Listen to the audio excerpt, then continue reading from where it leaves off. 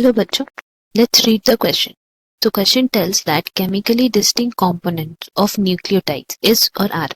यहाँ पे हमें ऑप्शंस दिए गए हैं. Option A heterocyclic, B phosphate, D polysaccharide, D is all of this.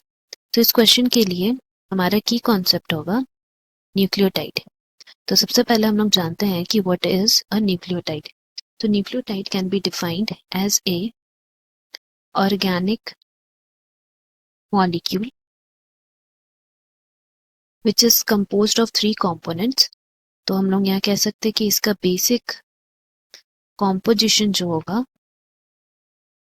उसमें तीन तरह के स्ट्रक्चर्स रहेंगे. That is nitrogenous base, then pentose sugar और तीसरा है फॉस्फेट ग्रुप.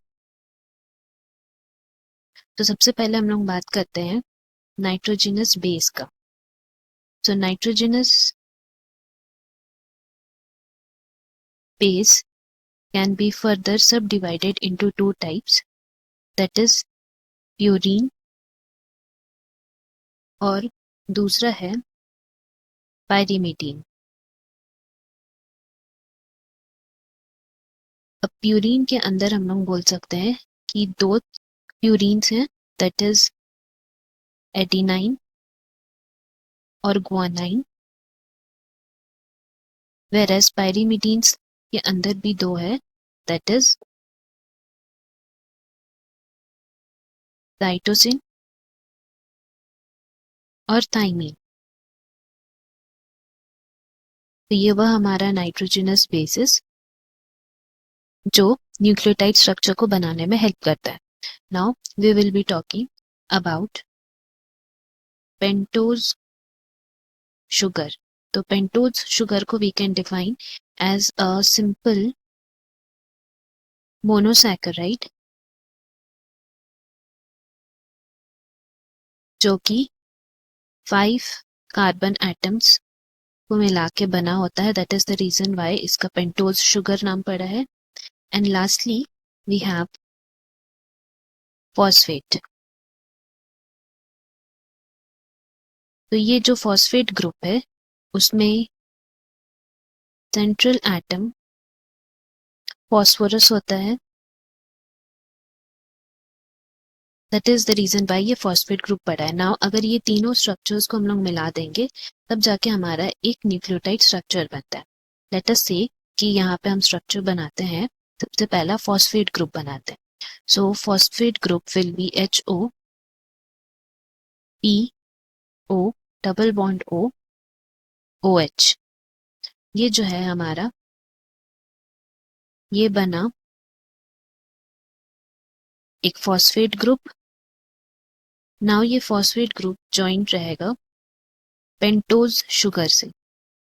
तो यहाँ पे हम पेंटोज शुगर बनाएंगे.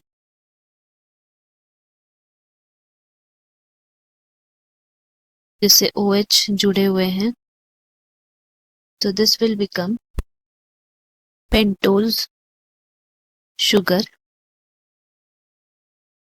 अब ये पेंटोज शुगर अगला स्ट्रक्चर से जुड़ा हुआ है, दैट इज नाइट्रोजनस बेस. तो यहां से हम बनाते हैं नाइट्रोजनस बेस को N डबल बॉन्ड रहेगा.